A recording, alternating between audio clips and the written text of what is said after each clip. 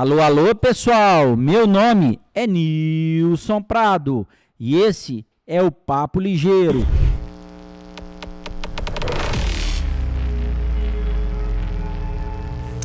Hoje eu tenho a honra de receber ele, que é advogado, formado em Direito pela PUC de Minas Gerais. É fundador da Total Marcas e Patentes. É ele, Vinícius Oliveira. Vinícius, boa tarde e obrigado por estar aqui conosco no Papo Ligeiro. Obrigado, Nilson. Uma honra. Minha primeira vez aqui em Rio Verde, né? Já conheço bastante aí o estado. Estou adorando a cidade e com muita expectativa boa para o nosso evento de amanhã, né? Pessoal, mas antes eu quero te pedir para inscrever-se no YouTube. É Papo Ligeiro, tudo junto. Inscreve lá. Queria falar do seu início. Você começou em um escritório de advocacia, pensando que iria atuar na área do direito empresarial.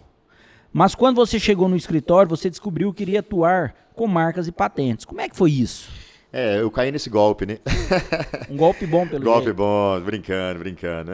Hoje eu faço parte da minha história, né? Agora no dia 11 de maio vai completar 23 anos de propriedade intelectual, com muito orgulho. Eu, como qualquer estudante de direito, né? Passei na faculdade, precisava de grana, né?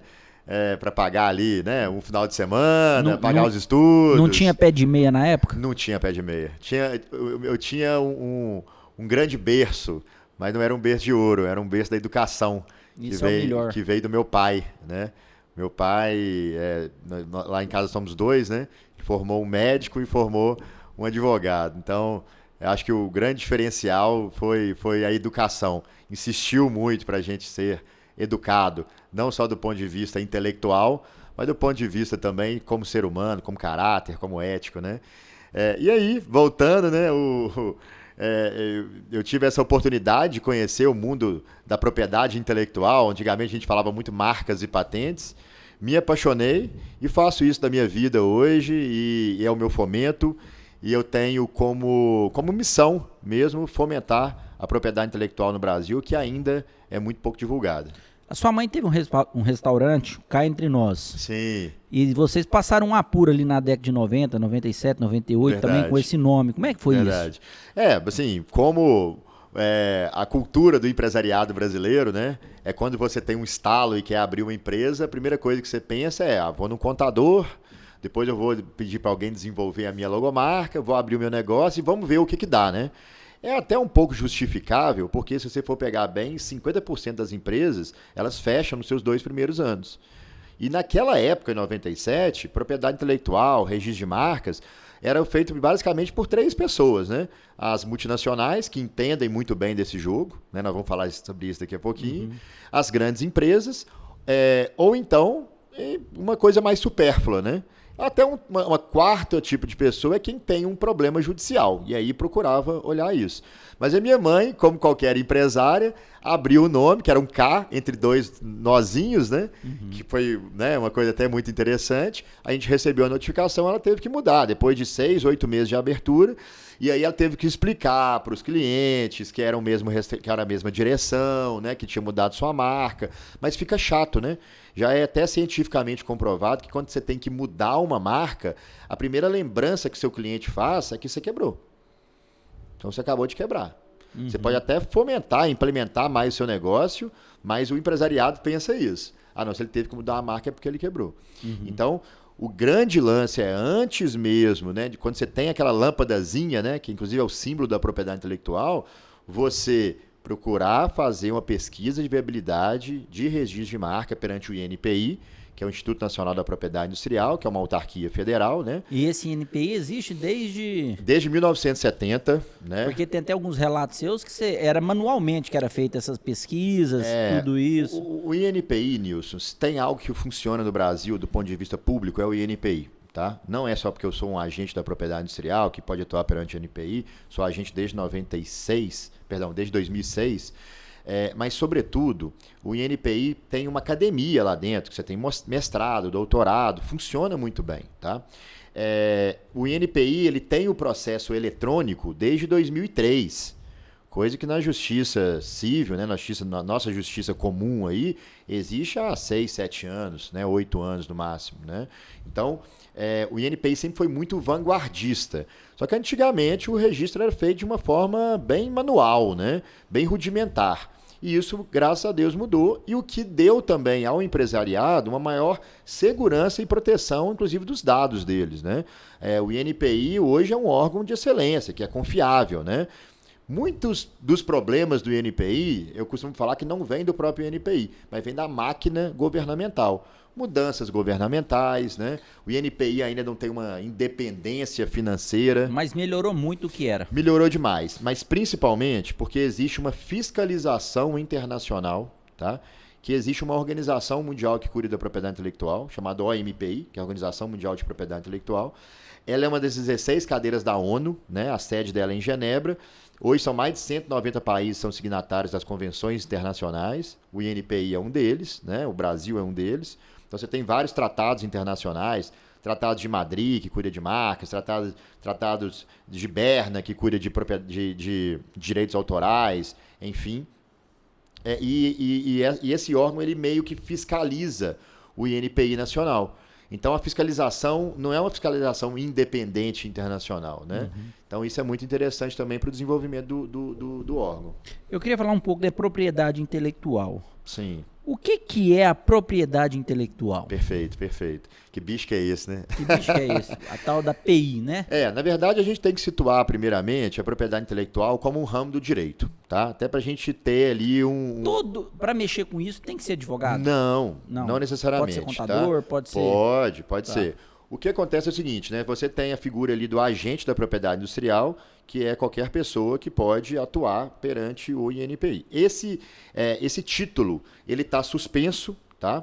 Por causa de uma ação civil pública, e hoje o INPI deixa qualquer pessoa atuar como procurador, desde que ela tenha, obviamente, uma procuração do titular, tá? Uhum. Mas, sobretudo, é algo do mundo jurídico.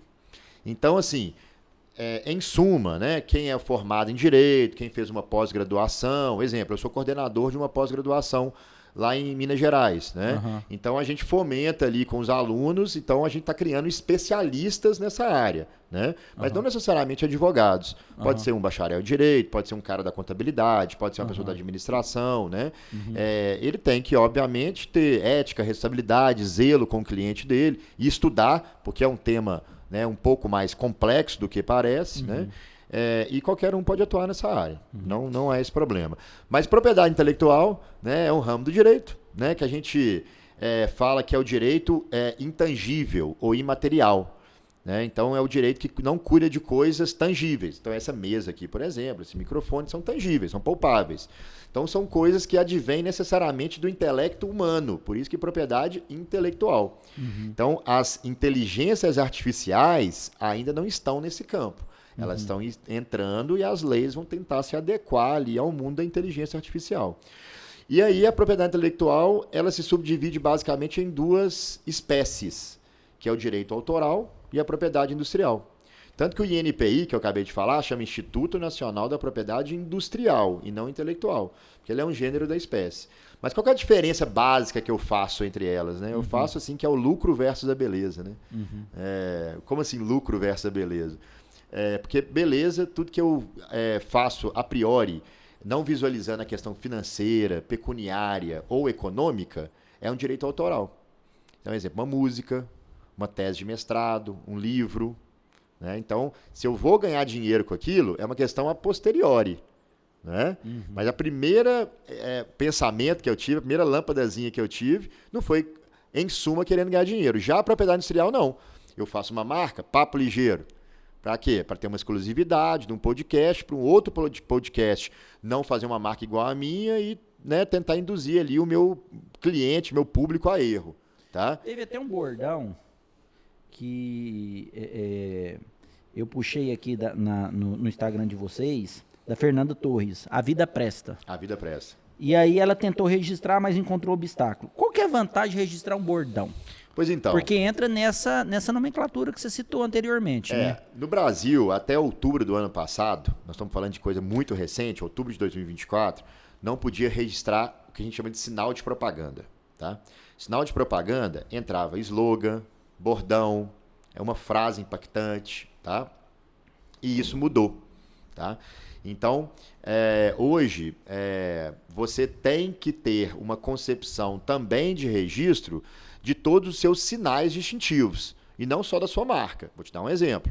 Se você falar Skol, a cerveja que desce redondo. Antigamente, a Ambev... Você associa uma coisa com a outra. Então quer dizer que a cervejaria Petrópolis poderia usar a cerveja que desce redondo? Não. Ela ia intentar o que a gente chama de concorrência desleal. Mas até você explicar que focinho de porco não é tomada por juiz, você perde tempo, dinheiro. Então hoje você consegue registrar realmente o bordão. Ou o slogan, né? Ou o que a gente chama também de sinal de propaganda. O caso da Fernanda Torres é que ela tentou registrar e alguém acho que foi mais rápido e protegeu. E aí, obviamente, ela vai ter que correr atrás dessa situação. Nesse caso, quem chega primeiro bebe água limpa. Quem chega primeiro bebe água limpa, tá? Obviamente que a gente vai... O registro, ele é um registro constitutivo. Ele não é declaratório. O que significa isso? Ele vai passar para uma análise do INPI e o INPI pode ter uma oposição de terceiros, ou então o próprio INPI de ofício, ou seja, com as mesmas vontades do INPI, indeferir porque ele achou uma outra marca, por exemplo, idêntica, semelhante ou parecida. Tá? E isso se tiver algo em outro país com a mesma nomenclatura? Excelente pergunta. Pode ser... Excelente pergunta. Olha só, o registro de marca, ele vale por todo o território nacional. Então, nada impede que tenha um Papo Ligeiro lá na Argentina. Tá? Nada impede que tenha um Papo Ligeiro lá nos Estados Unidos ou lá na China. A não ser que a gente tenha a intenção de levar o podcast para lá e fazer os registros pontuais lá. Ah, Vinícius, eu preciso necessariamente estar fazendo um podcast lá no México para registrar a marca lá? Não. A gente pode fazer o registro também lá no México. Agora, qual que é o grande lance? Existe uma exceção a essas regras que quebra esse princípio da territorialidade, que são as marcas notórias. Essa OMPI que eu te falei, que é a Organização Mundial de Propriedade Intelectual, ela chancela todas as convenções internacionais de propriedade intelectual. Um exemplo, uma Bayer, por exemplo. Ela vai para o mundo inteiro com a marca Bayer. A Bayer, por exemplo, é uma marca de alto renome. Só que nós não estamos falando de nós pobres mortais aqui. Estamos falando de Bayer, estamos falando de Pfizer, estamos falando de BMW, Mercedes, McDonald's, Nike. Então, em suma, elas gozam de uma proteção em todos os países que são signatários. Então, a gente não pode registrar uma marca de alto renome no nosso país, falando que a gente tem um desconhecimento dessa marca. Por quê? Porque ela é notoriamente e internacionalmente conhecida. Agora, o Papo Ligeiro, ele é registrado do Arroio ao Chuí. Ou seja, não pode ter um Papo Ligeiro lá no Pará. Aí a gente vai ter que fazer uma notificação extrajudicial ou até mesmo uma ação judicial contra eles. Você me falou da propriedade intelectual. E a diferença de marcas e patentes? Perfeito. Aí é uma confusão Deu também que o pessoal um giro faz. na minha cabeça aqui já, mas porque eles vamos falam continuar. assim, eu patenteei minha marca, né? Isso é uma expressão errônea, tem que doer aqui no ouvido, tá? Agora, por que acontece essa confusão? Porque ambos são feitos no mesmo órgão federal que o INPI, tanto marca quanto patente. Marca é sinal distintivo, é o que você vê aqui, ó.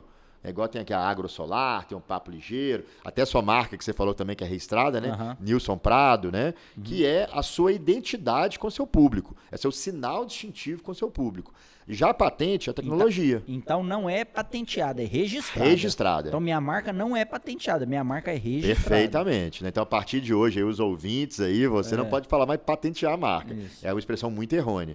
Então uma patente é uma tecnologia. E a tecnologia que ela é composta, né, por novidade, originalidade, industrialidade, técnica, né, ato ou atividade inventiva. Né? Ou seja, você tem que demonstrar, né, de acordo com determinado pré-requisitos, que você tem uma exclusividade. Essa exclusividade é te dada de acordo com um determinado tempo, que são 15 ou 20 anos, dependendo da patente, né, se for um modelo de utilidade ou uma patente de invenção, e depois ela cai em domínio público. Aí qualquer um pode utilizar. Que no caso são os medicamentos. Medicamentos, máquinas agrícolas, que acontece muito, né? Então, recentemente, nós fizemos um registro de uma secadora de café, de uma mini secadora de café, uma secadora de café pocket. Porque geralmente as secadoras de café elas têm que ser terceirizadas nas grandes fazendas. Então o pequeno produtor ele não tem ali aquele secador gigantesco, né? Então boa parte da secagem do café vai ali para quem que tem a máquina, né? E uma pessoa desenvolveu uma máquina de secagem de café. Então, enquanto a gente estava fazendo a patente, a gente descobriu que tinha mais 3 ou 4 patentes idênticas ou parecidas, também de secadora de café pocket. Então, a gente teve que correr atrás das empresas, notificar, entrar com ação judicial, né? Mas depois de um determinado tempo, elas caem em domínio público e aí qualquer um pode usar. Diferentemente da marca. Marca não cai em domínio público. Mas vamos supor, assim, uma pergunta leiga. Eu tenho que renovar o pagamento da minha marca a cada 5 anos. Eu esqueci. A cada 10 anos. A cada 10 anos. 10 anos. Você tem 5 anos como exemplo. Sim. Eu esqueci, não paguei. A marca Fantástico, por exemplo, o jornal Fantástico não foi lá e o News foi lá e pagou e agora a marca Fantástico é do News. Pode acontecer isso? Pode acontecer isso sim, né? Na verdade, o INPI, diferentemente, igual eu falei da patente, a marca ela é infinita, desde que a gente faça as renovações iguais e sucessivos períodos de 10 em 10 anos. E aí eu tenho que comprovar também o uso da marca, né? Caso um terceiro fala assim, opa, peraí, você não está utilizando a marca, Papo Ligeiro. Eu falo, não, peraí, a marca Papo Ligeiro eu estou utilizando sim. Eu consigo comprovar ela. Mesmo não tendo pago. Exatamente. Então a gente tem lá a Total, já tem 20 anos de escritório. Se entrar uma outra Total e pedir uma caducidade, mesmo a gente sofrendo a caducidade, eu preciso comprovar que eu estou utilizando aquela marca. Se eu não conseguir comprovar que eu estou utilizando aquela minha marca, ela caduca e ela fica à disposição de terceiros. Mas voltando aí à sua pergunta, que é uma pergunta inclusive muito boa, a renovação de 10 em 10 anos. Então vamos supor que você esqueceu de fazer a renovação da marca. É o fim do mundo? Não. Aí você vai entrar numa fila como se fosse qualquer um tivesse direito. Só que você conseguindo comprovar que você já utilizou essa marca há mais anos, se entrar uma outra pessoa 10 minutos antes de você vai ter uma etapa muito importante, que é a etapa de oposição administrativa. Ou seja, 60 dias a partir da publicação de qualquer marca. Publicação aonde? O INPI trabalha como se fosse um diário oficial, só que é semanal. Chama RPI, Revista da Propriedade Industrial. Então, toda semana, toda terça-feira, ela publica o rol das marcas novas. Eu perdi minha marca, identifiquei que um outro cara pediu na minha frente. Eu tenho como fazer uma oposição administrativa. Se eu perder esse prazo de oposição administrativa, aí vai começar a complicar. Aí eu vou ter um outro prazo administrativo, que é depois que ele conseguiu o registro. Então não é simples assim, não sai Não é simples não. Mas o que eu sempre indico é o seguinte, o que você gastaria X numa renovação, você vai gastar 10, 20X numa dor de cabeça, caso você não faça essa renovação. Eu queria falar do valuation. Sim. Vocês fazem valoração de patrimônios intangíveis com uma visão de propriedade intelectual. Como é que é isso? Então, essa hoje é a menina dos olhos no escritório, né? Porque a gente já trabalha na parte de... Porque a marca vale dinheiro. Exatamente. A marca talvez seja o maior patrimônio da empresa. Cita um exemplo de uma grande empresa que a marca vale mais do que a própria empresa. Coca-Cola é uma? Coca-Cola, 92% de patrimônio intangível da Coca-Cola é a própria marca. 92% dos seus ativos são integralizados nos seus intangíveis. É a marca, são as marcas dela. Só que nós estamos falando de produto. Agora imagina quando a gente está falando isso de uma Amazon, de uma Apple, de uma Microsoft... Do Michael Jackson, que já morreu e vende pra caramba. Que é uma marca também, incrível, inclusive, né? Então, qual que é o conceito, né? Que é um tema que eu adoro, né? Eu trabalho com propriedade intelectual há muitos anos e vejo muitas marcas ao longo de décadas aí sendo vendidas, tá? E eu sempre me perguntei, ô Nilson, assim, por que um supermercado está sendo vendido tão barato? Por quê? Porque quando você tem a ideia de fazer uma venda, uma fusão, uma aquisição, uma cisão, uma incorporação ou uma dissolução societária, a primeira coisa que você tem que fazer é integralizar seus patrimônios. Então aqui, nós estamos dentro de um estúdio de podcast. Aqui tem câmera, aqui tem televisão, tudo isso aqui está integralizado no seu patrimônio, está no seu enxoval de patrimônio ali. Mas eu posso pegar. Você pode pegar, exatamente. O nome é algo que eu não pego. Mas aí vamos step by step, você pode pegar. Só que essa mesa aqui, muito bacana, tal, né? Fez um móvel aqui muito legal. Qual que é a tendência dela? é valorizar ou desvalorizar? Desvalorizar. Desvalorizar. Se ela custou aqui 5 mil, daqui a 2 meses ela está custando 3 mil, daqui a 10, 5 anos não está custando mais nada. Você vai ter que doar isso aqui para um carroceiro, inclusive, ali para levar. Tá? Então, esse é o problema do capital tangível. A tendência dele é desvalorizar. Tá? Aí você fala comigo assim, Vinícius, mas esse mesmo supermercado, ele não alugava o espaço dele, não. Ele construiu. E naquele espaço que ele construiu, teve uma especulação imobiliária maravilhosa. Legal. Mas às vezes quem quer te comprar, ele não quer comprar o imóvel. Ele fala assim, não, beleza, eu vou comprar a empresa toda, mas o imóvel, você coloca no nome de outra pessoa que eu vou alugar de você. É o que as farmácias grandes fazem. Opa, então você está entendendo aonde está o meu pensamento. Então, o que me deixava muito inquieto? Quando essas empresas iam procurar os escritórios de fusões e aquisições, que a gente chama de M&A, né? Elas não sabiam valorar patrimônio intangível. Vamos voltar aqui ao mesmo exemplo do mercado. Eles pegaram e valoraram o patrimônio intangível de uma marca, de um supermercado lá em Minas Gerais, que é muito grande, que tem uma marca maravilhosa, uma marca de alto renome, e valoraram ele sobre a égide do que ele tinha gastado nos últimos 5 anos com um advogado de propriedade intelectual. Mas por quê? Por que eles não valorizam ou não valoram a marca, que é um patrimônio? Porque eles não sabem fazer essa valoração. Porque estão utilizando metodologias que são metodologias arcaicas e não do ponto de vista moderno. Porque hoje a gente está vivendo um mundo de marcas. A gente vive um mundo hoje de white label, private label, off-label, né? Vide a CIMED aí hoje, que é uma potência. Né? Então, isso me deixava muito inquieto. Então, há 2 anos atrás, eu tive a oportunidade, né? Nada acontece por acaso, sou um cara muito temente a Deus, do meu vizinho ser um contador que entendia de valuation, mas não entendia de valoração de patrimônios intangíveis igual os outros colegas deles. Nós fomos conversando e fomos criando uma metodologia própria. Já rodamos essa metodologia há mais de 1 ano e é um sucesso.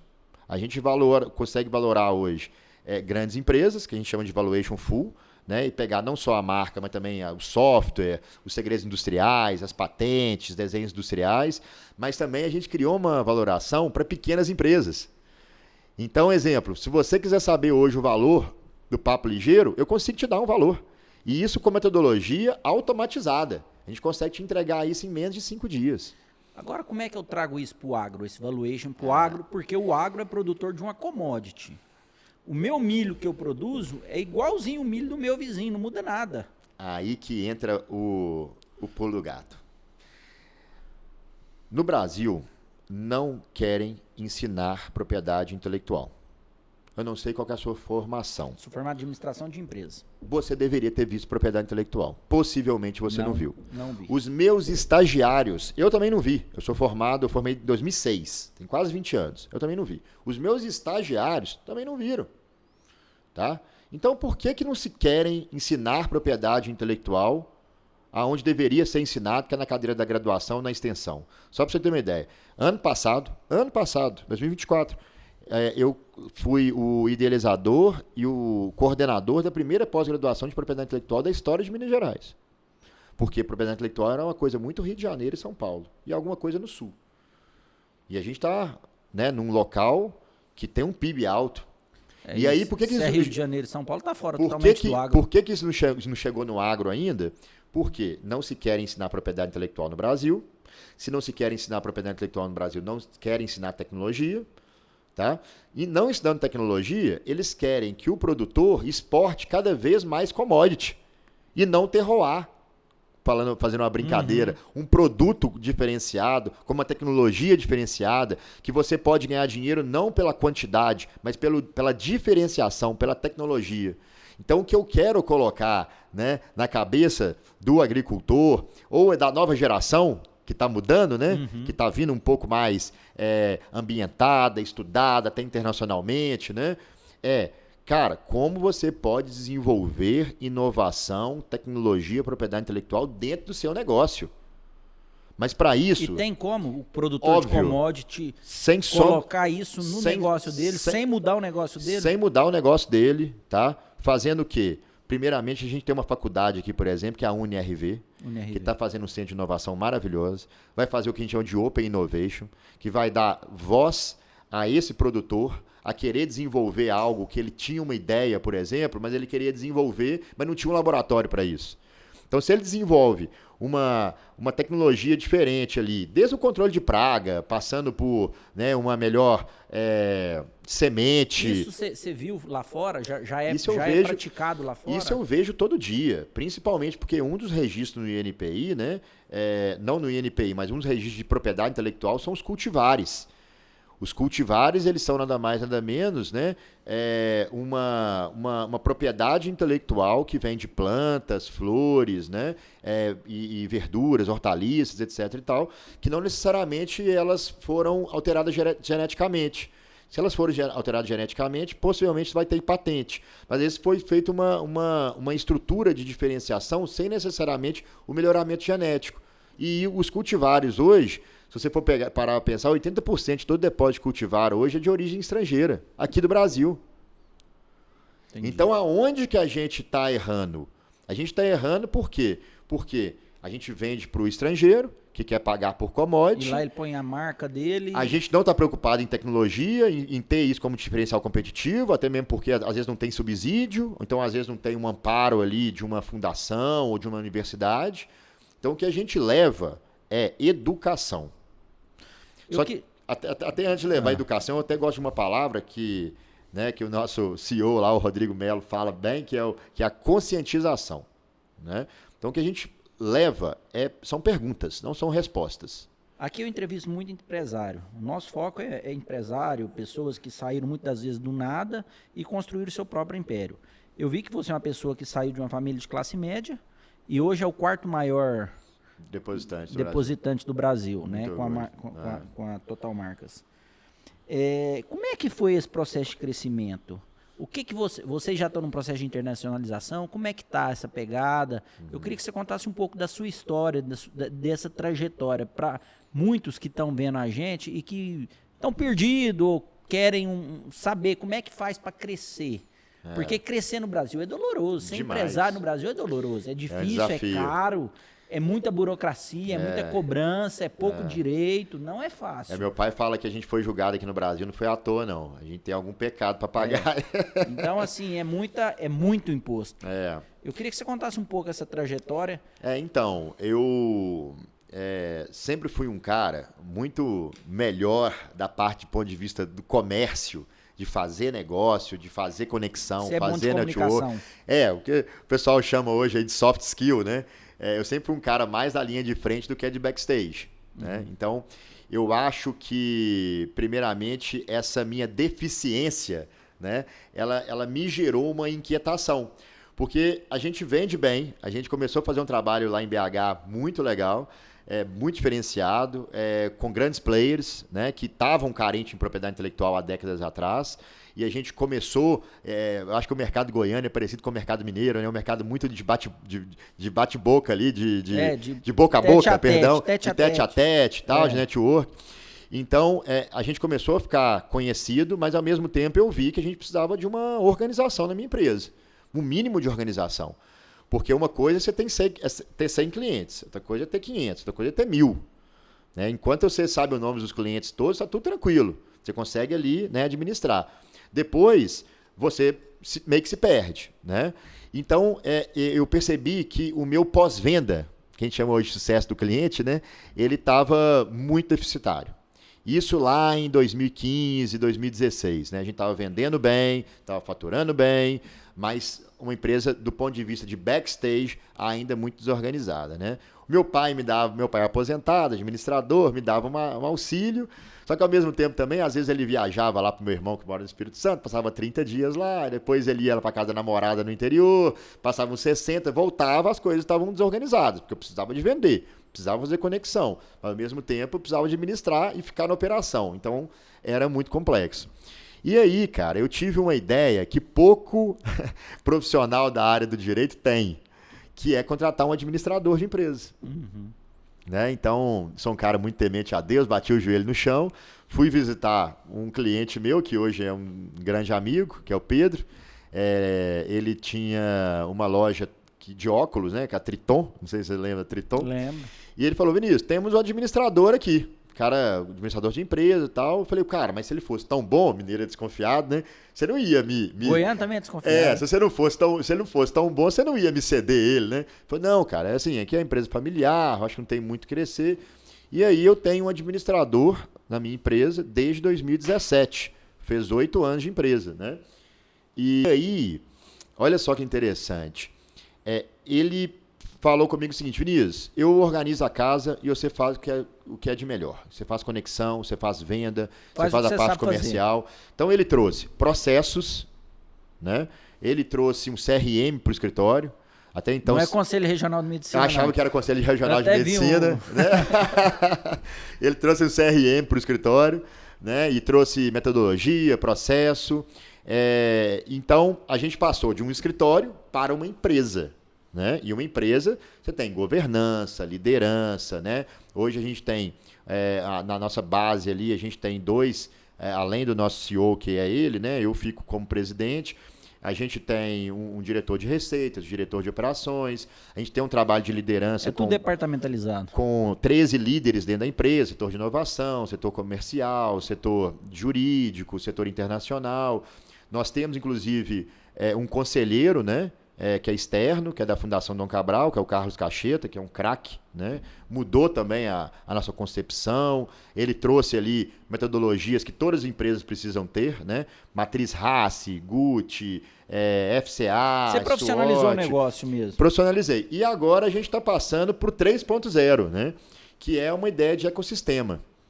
Porque dentro da propriedade intelectual, Nilson, a gente pode disponibilizar várias soluções para o empresariado, que vão desde inovação até com as faculdades, com os NITs, os ICTs, passando para as empresas, formação de P&D, né? Essa parte de valuation também é muito forte. A gente trabalha muito com futebol, combate repressão à pirataria, camisa pirateada, a gente impede essa galera, faz muito takedown, que é derrubada de página, e trabalha muito com direito digital. Então, é uma gama muito grande de... A pirataria ainda é muito forte, né? Fortíssima. Fortíssima. Se eu te trazer uns números aqui, você vai achar que é mentira. Principalmente pirataria em TV a cabo. Não, isso aí, TV a cabo hoje é 93%. Eu falo que os números estão bem claros na minha cabeça, porque recentemente eu dei uma palestra sobre pirataria, até lá em São Paulo, e 93% hoje de toda a comunicação de TV a cabo mais, né? TV por assinatura, né? Ou TV é de origem não autorizada, né? 81% de toda... Eu sou da época do Napster, você lembra do Napster? Napster, lembro. O Napster foi o primeiro, né? Que lançou... Você baixava música... O Napster e depois o Torrent, né? O Torrent eu não lembro, eu lembro do Napster. Mas você vê hoje, né? 81% de toda bebida alcoólica não fermentada, tá? Não fermentada, em alimentação fora do lar, bares, restaurantes, buffets, são falsificadas. Whisky... Tudo. É feio, complicado. 57% de todo cigarro consumido no Brasil é de origem de contrabando. Né? Então, e quem que são os piratas hoje do Brasil, né? Os piratas hoje do Brasil... São os próprios brasileiros. São o PCC, Comando Vermelho, porque é difícil, né? Você traficar arma e droga, né? Mas pirataria no Brasil, as leis são pífias, a impunidade é gigantesca, né? Então, é um desafio muito grande.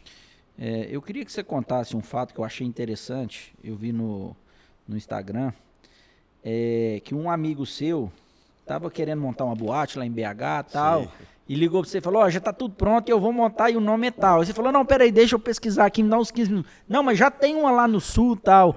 E aí passou 3 meses, o nome da boate que ele queria registrar lá era Boate Kiss. Cara, essa é a importância de registrar... De fazer um registro correto de uma marca. Ele simplesmente... Isso é o retrato da importância? Esse é um simbolismo, porque veio infelizmente, de uma tragédia muito grande. Muito grande. Eu já sou consultor da Brasel há muitos anos, né? Associação Brasileira de Bares e Restaurantes.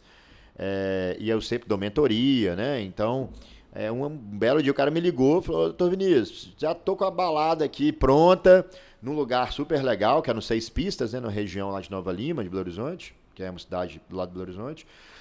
Só falta registrar a marca. E esse é a luz do empresário, né? Né? Tipo, vou fazer tudo para depois registrar a marca. E tem que ser o primeiro.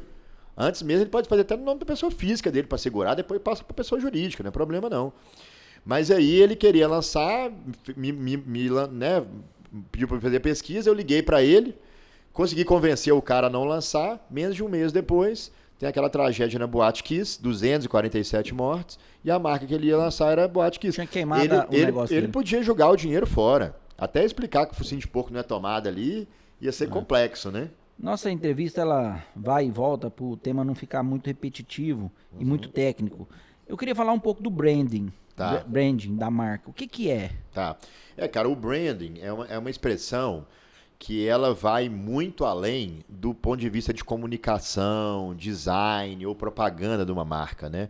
Uma marca hoje, né, é uma obra-prima do mundo dos negócios, né? Do mundo do business, né? E dentro desses quesitos envolvendo, igual eu falei, design, marketing, comunicação, propaganda, você tem o quesito de law, né? De lei, né? E aí a gente fala muito da propriedade intelectual. Eu costumo falar que não adianta você construir um castelo com a base de areia. Por melhor que aquilo ali for, torneiras de ouro, um belo dia aquilo ali vai desmoronar.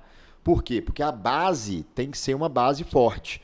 E essa base forte, a gente está no Brasil, né? A gente tem que estar com a base do direito, né? Muito bem posto. Aí que entra a propriedade intelectual, né? Dando propriedade, dando proteção, mas, sobretudo, dando um amparo para que aquela marca não seja copiada.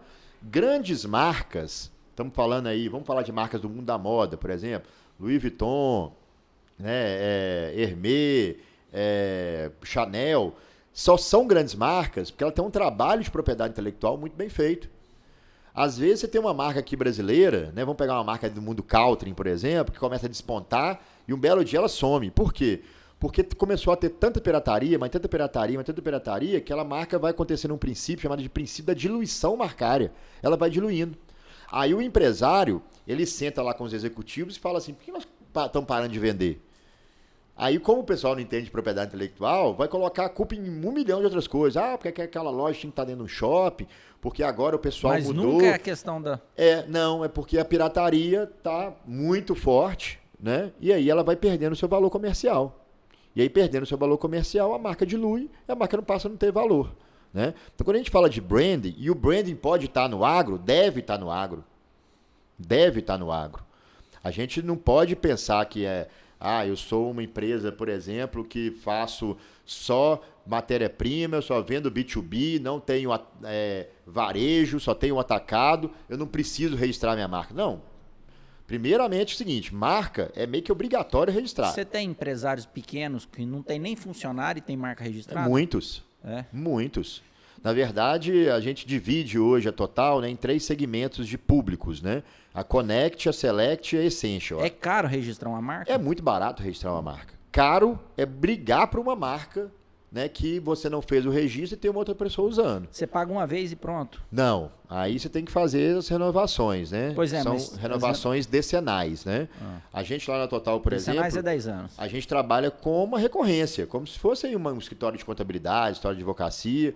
E aí essa recorrência, geralmente, ela é anual. Ela pode ser mensal se a empresa for uma empresa robusta e tiver uma propriedade intelectual muito latente, muito day by day, né? Que a gente usa, né, no dia a dia, né? Uhum. Então, exemplo, nós temos uma empresa que trabalha com fertilizantes que ela lança marca, lança patente quase toda semana. Então, a gente precisa ficar ali. Mas, geralmente, essas recorrências são muito baratas, tá? E elas são anuais. Então, hoje na Total, por exemplo, a gente tem algo que é quase inédito no mundo da propriedade intelectual, que é o Portal Total, que você consegue acompanhar como é que está o seu processo na palma da sua mão. E de uma maneira coloquial, não uma maneira técnica, né? Então você vai acompanhar ali, peraí, como é que está o processo? Mas aí nós temos também uma equipe de sucesso do cliente que vai te dar todo o respaldo.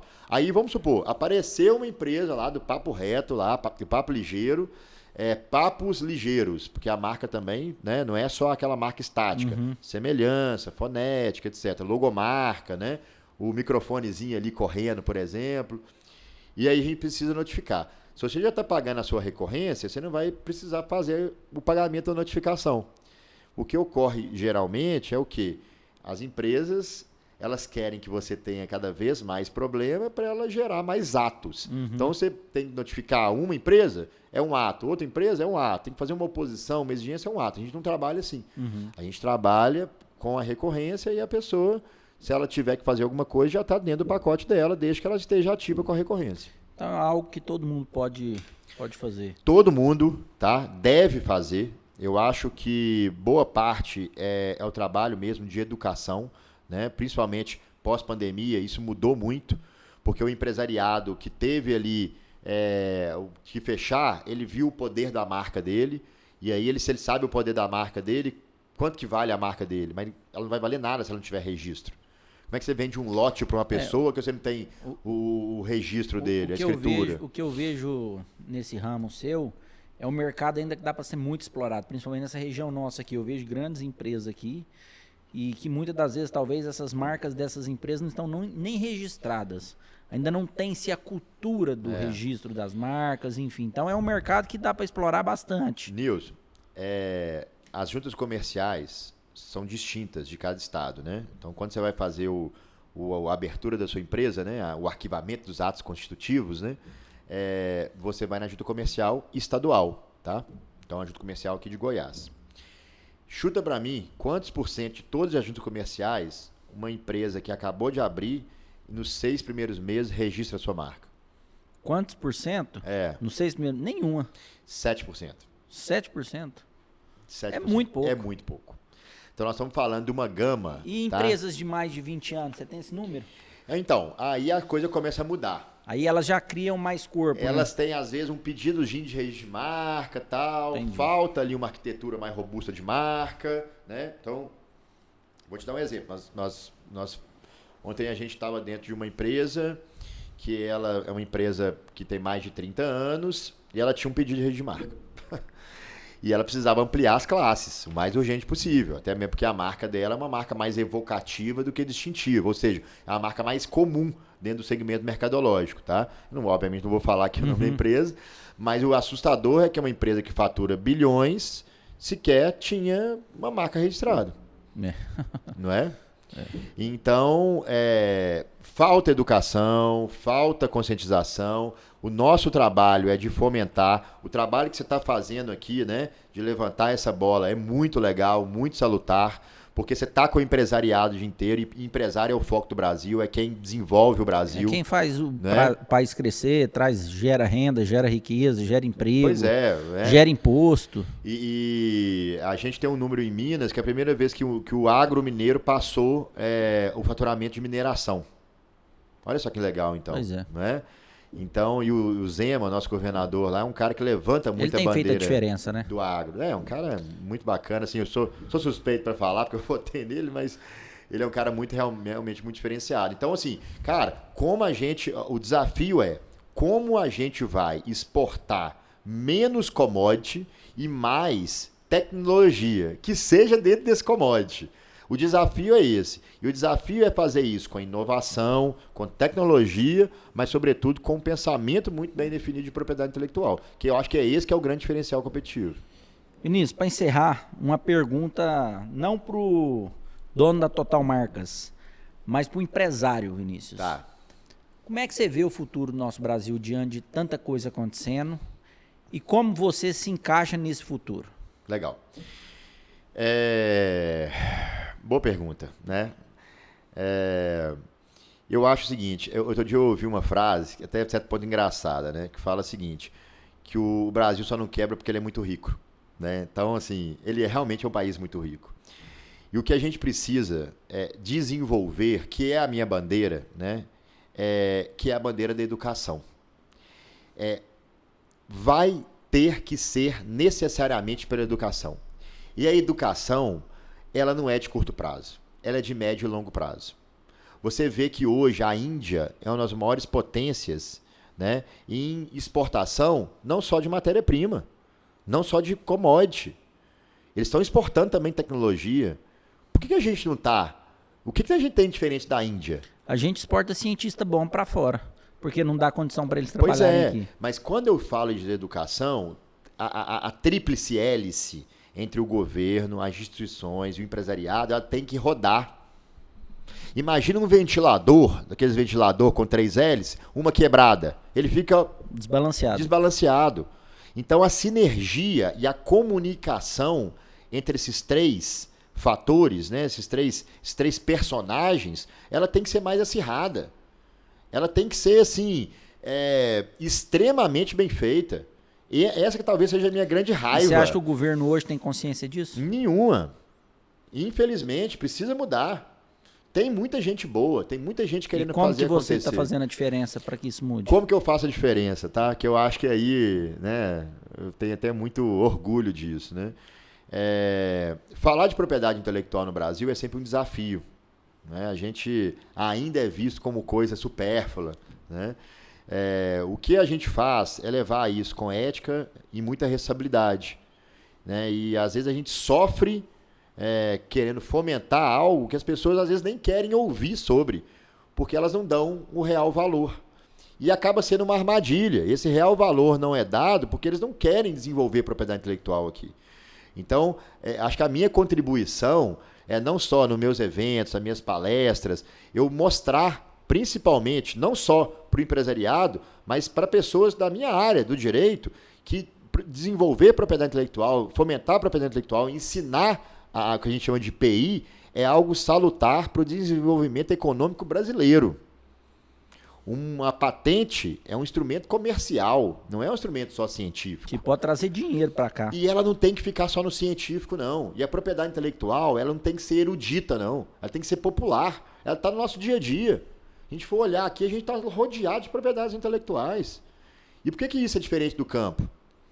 Então, assim, o campo está crescendo, graças a Deus, assustadoramente, legal. Mas o que tem que fazer para ele ser um exportador de tecnologia? Não é? É verdade. Então... É através da educação, não tem outro jeito. Educação, né? Eu tenho um caso muito interessante, que é uma empresa do Paraná chamada W3, de uma família chamada Volbert, né? E lá tem o Peter Volbert, que é um cara novo. O Peter não deve ter 30 anos, né? E o Peter, ele é um cara que ele pegou ali a família, que é uma família enraizada, muito ainda, né, do ponto de vista do comercial e pouco da tecnologia, e o cara está desenvolvendo um centro tecnológico. E ele leva a cultura, leva a educação, dentro da propriedade com as instituições.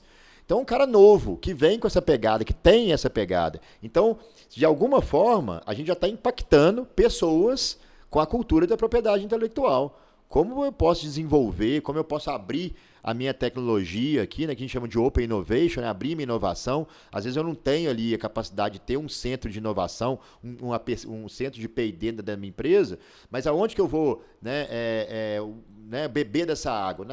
Nas instituições. Então esse que é o papo, por exemplo, que a gente teve lá com o pessoal da UNRV, que inclusive nos recebeu muito bem.